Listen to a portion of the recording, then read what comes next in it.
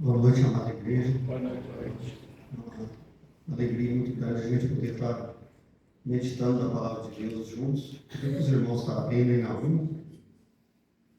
Naum é um livro bem pequeno, são só 3 capítulos, mas confesso aos irmãos que eu não tinha ideia de quanto aprendizado a gente pode tirar desse livro maravilhoso. Lá no finalzinho do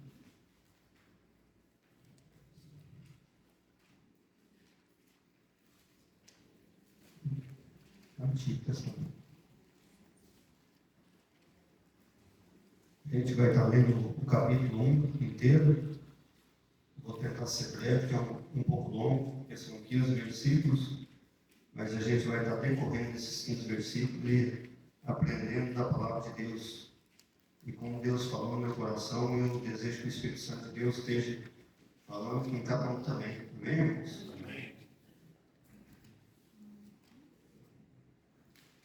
Livro do profeta Naum.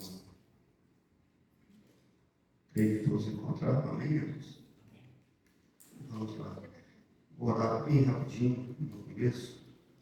Senhor, nosso Deus, muito obrigado, Senhor, por esse dia que o Senhor tem nos dado, pelo Senhor estar nos sustentando, nos guardando, provendo as nossas necessidades, Pai.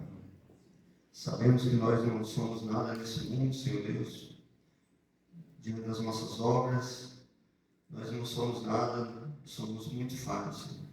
Mas que o Teu Santo Espírito esteja trabalhando nos corações nesse momento, Pai, falando com cada um, Senhor, conforme o Teu querer, conforme a Tua vontade, Senhor. Que o Senhor envie-os como instrumentos nas Tuas mãos, ó Deus, para estar encorajando a Tua igreja, Senhor Deus, nessa caminhada aqui na terra, Pai. Ó, também para aqueles que estão enfermos, que o Senhor guarde, proteja e faça conforme o Teu querer, Senhor. Que nós venhamos a descansar em Teus braços, ó Pai. Em nome de Jesus, obrigado. Amém. Livro do profeta Naum. Êxodo de Nínive, livro da visão de Naum, o Eucosita. O Senhor é Deus zeloso e vingador. O Senhor é vingador e cheio de furor. O Senhor toma vingança contra os seus adversários e guarda a ira contra os seus inimigos. O Senhor é tardio em irar-se, mas grande em poder, e ao culpado não tem por inocente. O Senhor tem o seu caminho na tormenta e na tempestade, e as nuvens são o pó dos seus pés. Ele repreende o mar e o faz secar, e esgota todos os rios, desfalece em Baçã e o Carmelo, e a flor do Líbano murcha. Os montes tremem perante ele, e os outeiros se derretem, e a terra se levanta na sua presença, e o mundo e todos os que nele habitam. Quem parará diante do seu furor? E quem persistirá diante do ardor da sua ira? A sua cólera se derramou como um fogo, e as rochas foram por ele derrubadas. O Senhor é bom, ele serve de fortaleza no dia da angústia, e conhece os que confiam nele. E como uma inundação transbordante, acabará de uma vez com o seu lugar, e as trevas perseguirão os seus inimigos. Que pensai vós contra o Senhor?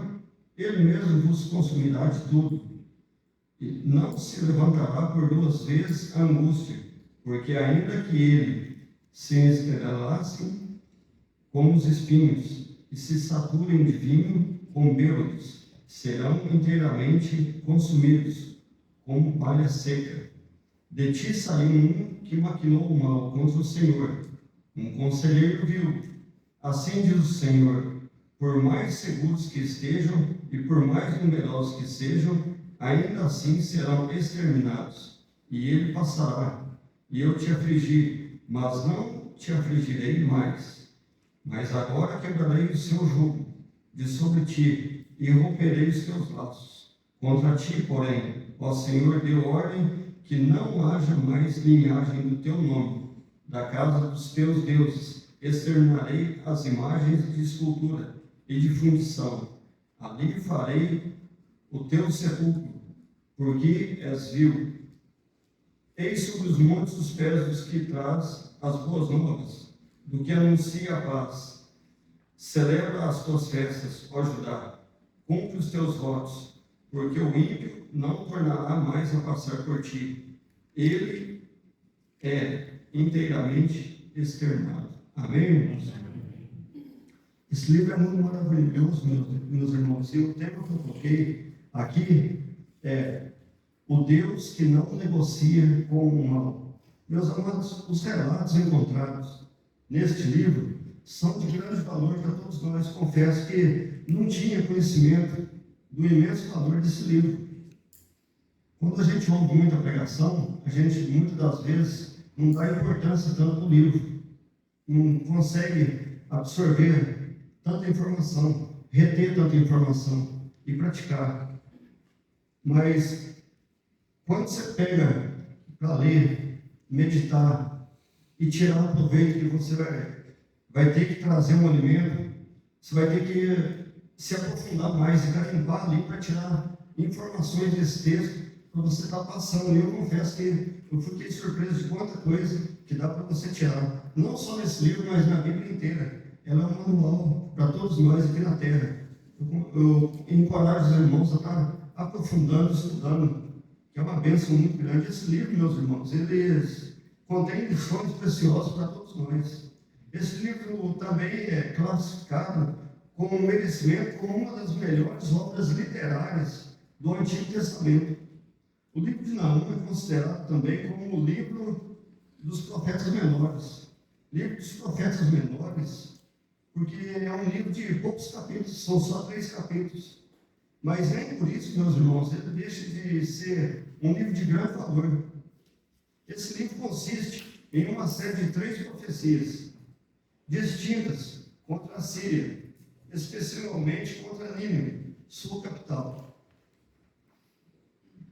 Mas nós vamos concentrar apenas no capítulo 1, que contém uma descrição clara e marcante da natureza de Deus, especialmente da sua ira, justiça e poder. Hoje, a gente tem uma ideia, Deus é amor, mas Deus também é justiça. Justiça e poder, que tornam inevitável a condenação dos ímpios em geral, e aqui em particular, a destruição de Nínive.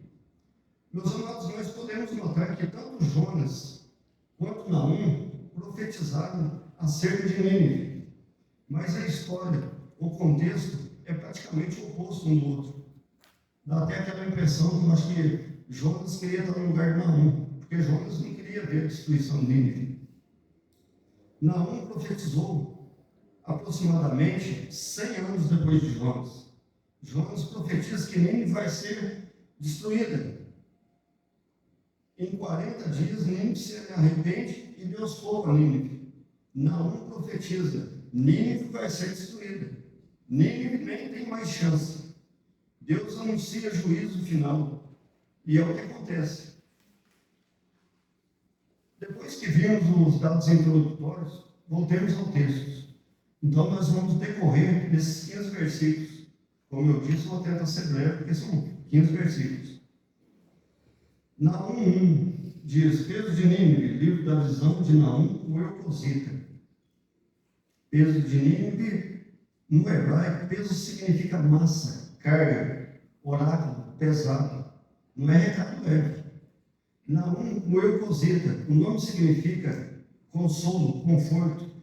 E foi exatamente isso que ele trouxe para ajudar, que estava sendo oprimida pelo Império Assírio. Naum, o Elcosita, natural de Elcós. Onde ficava Elcós?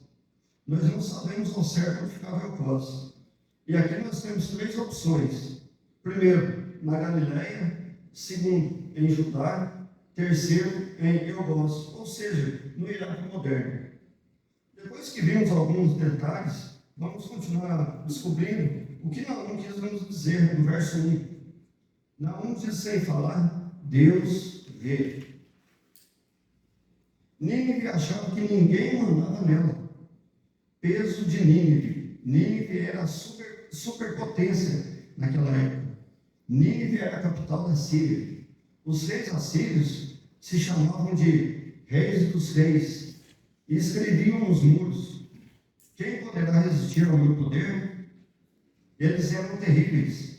Eles esfolavam os inimigos vivos, empanavam, ou seja, enfiavam estacas por baixo das pessoas, faziam as pessoas como troféus, faziam pirâmides de crânios. Eles se achavam intocáveis. Salmo 94:9 nos diz, não precisa abrir: aquele que fez o ouvido não ouvirá, e o que formou os olhos não verá. Amados, esse salmo nos diz: Deus sabe, Deus vê, Deus ouve. As coisas que se passam na terra é de conhecimento divino. Deus não fica imune aos acontecimentos aqui na terra. Naum 1, verso 1, é consolo para o pequeno povo de Judá, que estava sendo esmagado e achava que Deus tinha sumido. E aqui, meus irmãos, Deus se mostra presente e entra com providência. Agora, trazendo para os nossos dias, me permitam perguntar: qual tem sido a nível de sua vida hoje? O que te aflige hoje? Não pense você que Deus está cego e não te vê, ou está surdo que não lhe possa ouvir. Em que área eu e você precisamos ver ou saber que Deus nos assiste e entrará com providência? Saiba que Deus está presente para te ajudar, para te consolar e para te confortar também. Meus irmãos, Naum 1 é Deus batendo na mesa e dizendo: eu estou a par da sua situação, eu sei o que está acontecendo. Amém, meus irmãos? Naum, verso 2, confira comigo: o Senhor é Deus zeloso e vingador. O Senhor é vingador e cheio de furor. O Senhor toma vingança contra os seus adversários e guarda a ira contra os seus inimigos. Meus irmãos, zeloso no hebraico é gadam. Zeloso aqui, meus irmãos, não é ciúme do antigo. Zeloso aqui é zelo de marido por sua esposa, de pai para filho. Meus irmãos, Deus não é indiferente quando mexe com o que é dele. Judá era povo da aliança. Atacar Judá, meus irmãos, era atacar a menina dos olhos de Deus. Zacarias 2:8 nos diz: porque assim diz o Senhor dos exércitos, depois da glória, ele me enviou às nações que vos despojaram. Porque aquele que tocar em vós, toca na menina do seu olho. Na prática, meus irmãos, Deus não é neutro diante do mal. Ele toma lado. E o lado que ele toma é o lado do oprimido. O verso 3, acompanhe comigo, por favor. O Senhor é tardio em irar-se, mas grande em poder, e ao culpado não tem por inocente. O Senhor tem o seu caminho na tormenta e na tempestade, e as nuvens são o pó dos seus pés. Aqui, meus irmãos, Naum fecha a porta da impunidade. Esse é o verso que quebra dois erros atuais. E quais poderiam ser esses dois erros atuais que são quebrados aqui? Primeiro erro é pensar que Deus não existe. Pensar que o mal está vencendo. E você, olhando pela ótica humana, muitas das vezes você olha e acha que Deus está perdendo, que Deus não vai entrar com providência. Embora muitas das vezes nós podemos ter essa ideia, Naum nesse verso está querendo nos dizer que a demora de Deus é proposital.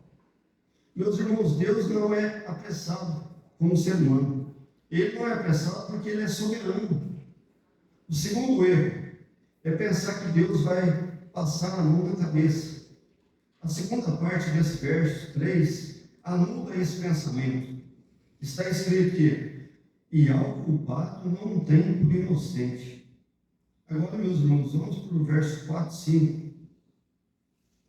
O que quer nos dizer esse verso 4 e 5? Não está lendo. Aqui, meus irmãos, verso 4 e 5, Naum mostra Deus controlando a natureza. O mar, os rios, os montes, ou seja, todo o planeta está debaixo do poder de Deus. Agora me permite fazer uma aplicação aqui. Se o mar obedece a Deus, e a gente sabe disso naquela tempestade que Jesus acalmou no mar, o vento obedece, um verme obedece.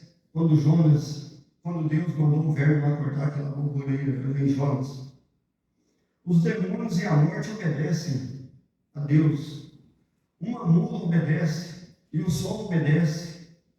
Porque nós, criados à sua imagem e semelhança, salvos por seu Filho, lavados e comprados, o que nos levaria a pensar que Deus está sem ação? Eu pergunto para você e para mim. O que leva nós a pensar que Deus está inerte aos nossos problemas? Eu lhe digo nessa noite, meus irmãos, Deus conhece as suas dificuldades e vai te ajudar. Amém? Amém. Agora leiamos o verso 5, por favor.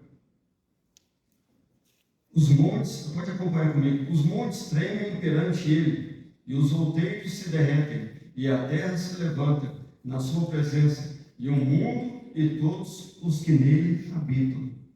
Nesse verso, meus irmãos, Naum nos mostra quem realmente manda no universo. Então, antes de você entrar em pânico com o caos, lembre-se que o caos também tem o Senhor. Meus irmãos, o mundo não está solto ao léu. Verso 6 nos diz: quem parará diante do seu furor? E quem persistirá diante do ardor da sua ira? A sua cólera se derramou como um fogo, e as rochas foram por ele derrubadas. Em algumas traduções está escrito indignação, talvez alguns não tenham, está escrito indignação. E o que indignação significa?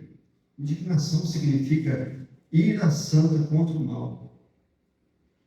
Aqui, meus irmãos, não é surto de raiva, é justiça fervendo. Nem monte, nem rocha, muito menos Nínive, com muralhas de 30 metros, ou seja, ninguém foge do braço forte do Senhor dos Exércitos. Amém? Amém. Meus amados, Deus não negocia com o mal. Não tem muro, não tem exército, não tem Deus pagão que possa resistir ao seu poder. Agora vamos para o verso 7, por favor. O Senhor é bom, Ele serve de fortaleza no dia da angústia e conhece os que nele confiam. Nesse verso, meus amados, nós vemos uma virada brusca aqui. Do verso 2 ao 6, foi só juízo que a gente viu. No verso 7, é água no deserto. No verso 6 foi mensagem para o inimigo. Foi indignação, furor, ira, cólera com fogo, rochas demolidas. Ou seja, quem subsistirá? No verso 7 já é uma mensagem para refugiado. Deus é bom e fortaleza. Deus conhece você. Deus, no dia da angústia, é abrigo para quem se refugia nele. Uma aplicação para nós aqui: Deus não tem lado neutro. Ou você está debaixo da ira, ou você está debaixo das suas asas. Em João 3,36 nos diz: aquele que crê no Filho tem a vida eterna, mas aquele que não crê no Filho não verá a vida, mas a ira de Deus sobre ele permanece. Meus irmãos, bondade de Deus não cancela a ira. Ira de Deus não cancela bondade. Deus é 100% as duas coisas. Irmãos, não basta saber que Deus é fortaleza. Todos nós temos que correr para Ele. E deixa eu fazer uma pergunta. Você tem se refugiado, corrido para Ele? Vamos para o verso 8. E com uma inundação transbordante acabará de uma vez com o seu lugar, e as trevas perseguirão os seus inimigos. Meus irmãos, Nínive caiu em 612 a.C. Historiadores gregos contam que o rio Tigre transbordou e derrubou parte das muralhas. Deus usa a natureza. Versos 3 e 4, como aqui, dá para tirar daqui, versos 3 e 4, como o arno, Nínive confiava na água, ou seja, no rio. O rio virou juízo. Nínive se achava intocável por causa do rio. Deus usou o próprio rio para destruir. Aí no verso 8, confira comigo, acabará de uma vez com o seu lugar. Essa palavra, acabará, no hebraico, é calar. Calar significa fim completo, ou extermínio. Extermínio de uma vez. Não tem segunda chance. A Babilônia demorou 3 meses para cair. Nínive caiu em 2 meses e nunca mais se levantou. Uma pequena observação aqui. Há muito tempo atrás eu ouvi um pregador pregar, e ele falou que Nínive até hoje era uma grande potência, e a gente não era leigo, e a gente vai acreditando. Por isso tem que ler as escrituras, para você saber se a pessoa está falando a verdade, o que ela está falando, não está falando heresia. Nínive ficou tão destruída, meus irmãos, que ela virou lenda. Alexandre o Grande, governador do mundo antigo, passou por lá em 300 anos depois e nem sabia que tinha uma cidade naquele local. Meus amados, quando Deus decide julgar, não tem para onde fugir. Vocês se lembram de Jonas, que tentou fugir de Deus? Nada frustra os propósitos de Deus para a sua vida. Amém, meus irmãos? Amém. Agora vamos para o verso 9. Que pensais vós contra o Senhor? Ele mesmo vos consumirá de todo. Não se levantará por 2 vezes a angústia. Aqui, meus irmãos, é uma pergunta com ar de deboche. Nínive achou que podia tramar contra Judá, povo de Deus, e sair impune. Meus irmãos, todo plano contra a vontade de Deus é um plano fracassado. Glória a Deus. Eu vou pedir para o irmão Monir também, agora o Salmo, para estar me ajudando, e lendo o Salmo 1 do 2, do 1 ao 4, por favor, meu irmão. Por que se amotinam gentios e os povos imaginam coisas vãs? Os reis da terra se levantam e os governos consultam juntamente contra o Senhor e contra o seu ungido, dizendo: rompamos suas ataduras e sacudamos-nos das suas cordas. Aquele que habita no céu se irá, o Senhor zombará deles. Amém. Muito obrigado. Ou seja, Deus ri. Voltando para Naum, verso 9, parte B, não se levantará por 2 vezes a angústia. O que significa isso? Nínive já tinha se arrependido com Jonas 100 anos antes. Deus poupou. Dessa vez, meus irmãos, não tem escapatória. Em Jonas foi misericórdia. Em Naum é justiça. Aqui, meus irmãos, nós notamos que a paciência de Deus tem limite. Ou seja, tem prazo. Aplicação para mim e para você. Deus vê a Nínive da minha e da sua vida. Vamos caminhar para o verso 10. Porque ainda que eles se entrelacem como os espinhos e se saturem de vinho, com bêbados, serão inteiramente consumidos como palha seca. Aqui, espinhos significa defesa de Nínive, exércitos, muralhas, alianças. entrelaçado para ninguém passar. Nínive se achava impenetrável. Espinhos grudam, ferem. Quem encosta sai ferido. Dê outra olhada na parte B desse versículo, por favor. Se saturam de vinho como bêbados. Meus irmãos, Nínive caiu durante festa. Isso é relato de Diodoro Sículo, um historiador grego. Esse historiador diz que o rei assírio estava bêbado quando a cidade foi invadida. Na área espiritual, o que isso significa? Que Nínive estava bêbado de poder. Os ninivitas se achavam que nunca iriam cair. Uma breve observação aqui, pegando um gancho aqui. Os poderosos que estão no poder, praticando iniquidade, sacrificando a população, isso cabe tanto aqui para o nosso país como para o país para fora. Não pensem eles que Deus está inerte, que Deus vai entrar com providência. Amém, meus irmãos? Amém. Os ninivitas achavam que nunca iriam cair. No final desse versículo, nos diz palha seca. Irmãos, palha seca pega fogo. Em 2 segundos, não sobra nada. Isso significa que não vai ter meio juízo. É 100% extermínio. Aplicação. A maior defesa do homem vira a maior fraqueza quando Deus sopra. Nínive tinha muralhas enormes. Tudo virou palha. Verso 11.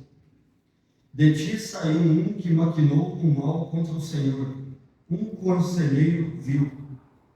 A maioria dos estudiosos apontam para Senaqueribe. Em 2 Reis, não precisa abrir, em 2 Reis 18, 19, nos diz a Bíblia, não precisa abrir, como disse, por causa do tempo, que o rei Senaqueribe, rei assírio, cercou Jerusalém e mandou carta, zombando. Palavras como, que Deus te livrará. Guardem bem essas palavras proferidas por Senaqueribe, zombando. Agora volto para o texto, não. Notem a palavra maquinou. Maquinou, meus irmãos, significa planejou. Significa que não foi acidente, foi decisão consciente de desafiar Deus. Meus irmãos, ninguém faz chacota de Deus e sai ileso. Vou contar uma pequena ilustração aqui, creio que muitos já devem ter ouvido. Há muito tempo atrás, uma moça queria ir para as baladas, queria ir para as festas, e a mãe dela, temente a Deus, falando para ela, não vá. E a mãe falou, vai com Deus, falou para ela. Ela falou, só se Deus for no porta-malas. E o carro estava cheio de gente. E esse carro bateu, morreu todo mundo.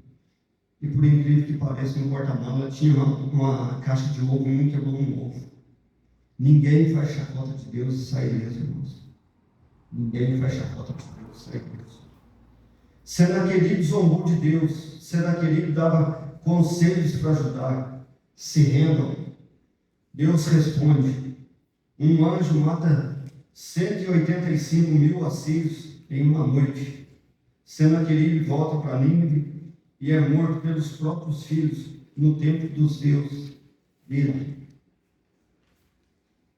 Para você que está com caneta e papel, pode conferir depois em 2 Reis 19, 37, essa passagem.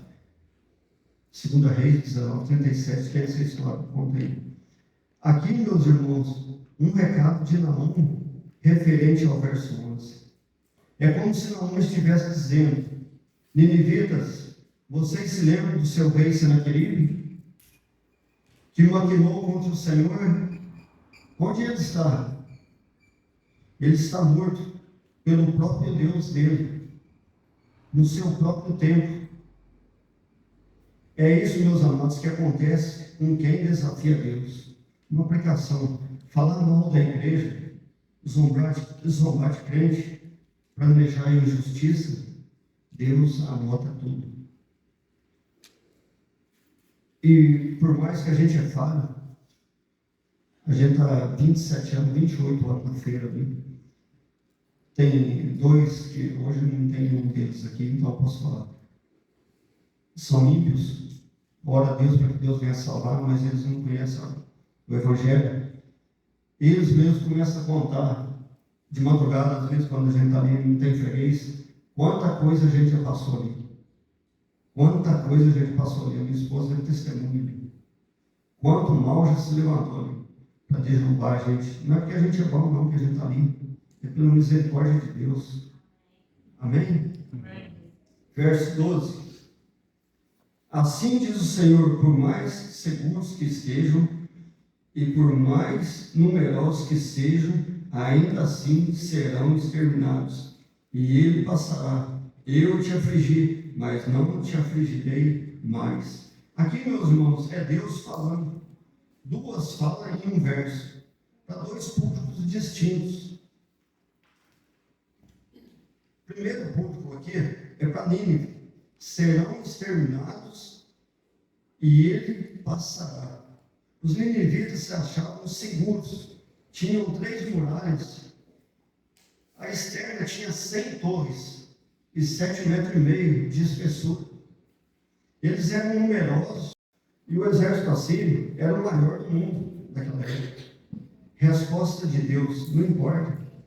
Quantidade e segurança não seguram o juízo. Dê uma olhada no versículo, a parte que diz, ele passará. Nínive não ia só perder, Nínive ia desaparecer.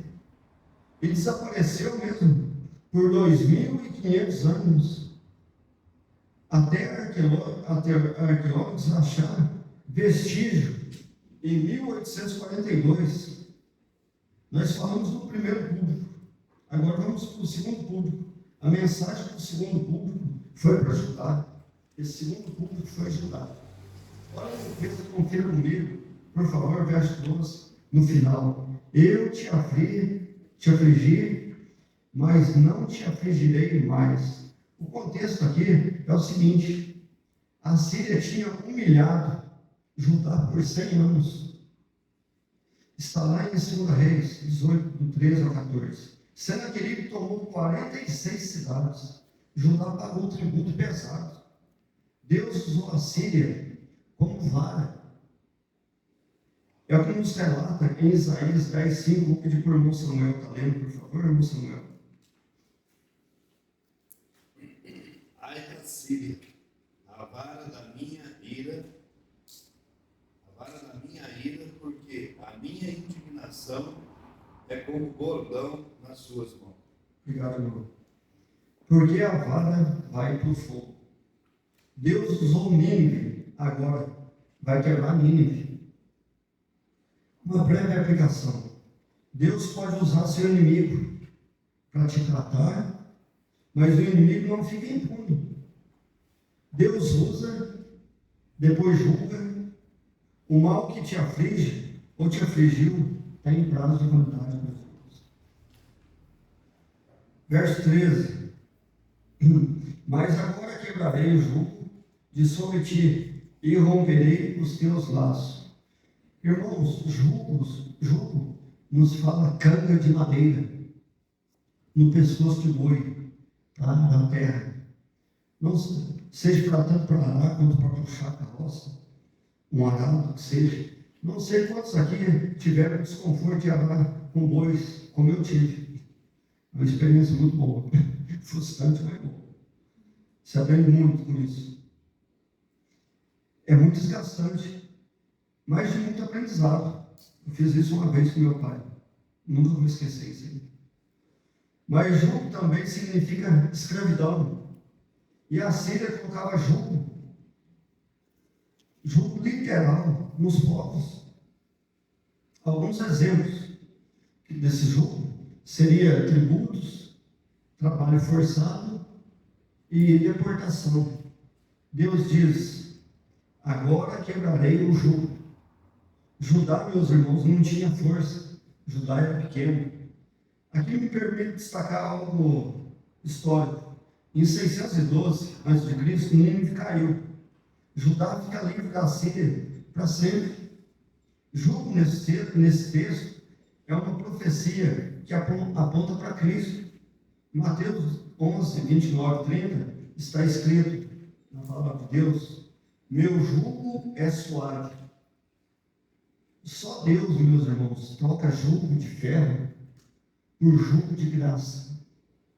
Caminhando para o final, aí no verso 13, no final, reparem a palavra laço. Laços são cordas que prendem o jugo. Não é só tirar peso, é cortar para nunca mais voltar. Aqui tem uma promessa completa, sem recaída. Aplicação para nós. Seu opressor tem data de validade, como eu já tinha dito. Verso 14. Contra ti, porém, o Senhor deu ordem que não haja mais linhagem do teu nome. Da casa dos teus deuses exterminarei as imagens de escultura e de fundição. Ali farei o teu sepulcro, porque és vil.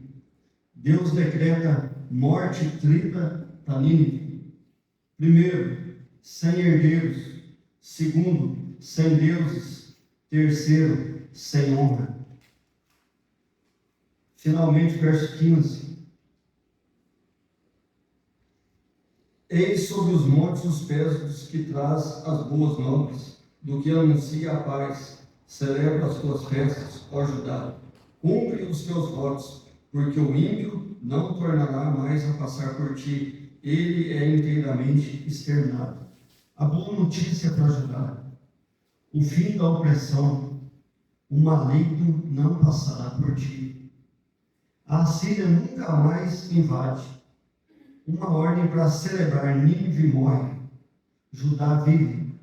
Deus tira o opressor e devolve a festa ao povo dele. Algumas comparações aqui para finalizarmos. No verso 14, está querendo nos dizer sepultura. No verso 15, Judá está querendo nos dizer boas novas. No verso 14, está querendo, é como se nos dissesse sem descendência. Para Judá, verso 15, celebra festas. 14, está querendo nos dizer deuses destruídos. Verso 15 nos diz paz proclamada, livre do maligno. Aplicação e conclusão.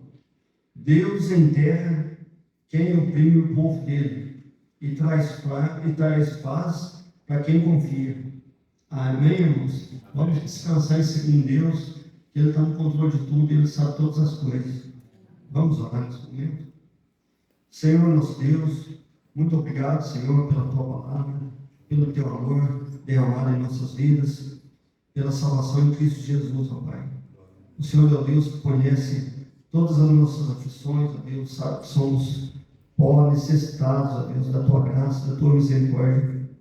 Nos ajuda, ó Deus, nessa caminhada, no decorrer da semana, com cada irmão aqui, ó Deus. Guarda, protege, Senhor, nos livre do mal, Senhor. Olha para aqueles enfermos, ó Deus, e que nós venhamos, Senhor, sempre estar descansando em Ti, Senhor. Que o Senhor é o nosso refúgio e fortaleza na hora da angústia, Senhor. Te agradeço por essa igreja, Pai. Te agradeço por cada irmão aqui, ó Deus. Perdoa as nossas faltas, ó Deus. Nos ajuda, Senhor, a sermos mais parecidos com o Teu Filho Jesus Cristo, ó Deus. Guarda cada um, Pai. Em nome de Jesus, obrigado. Amém.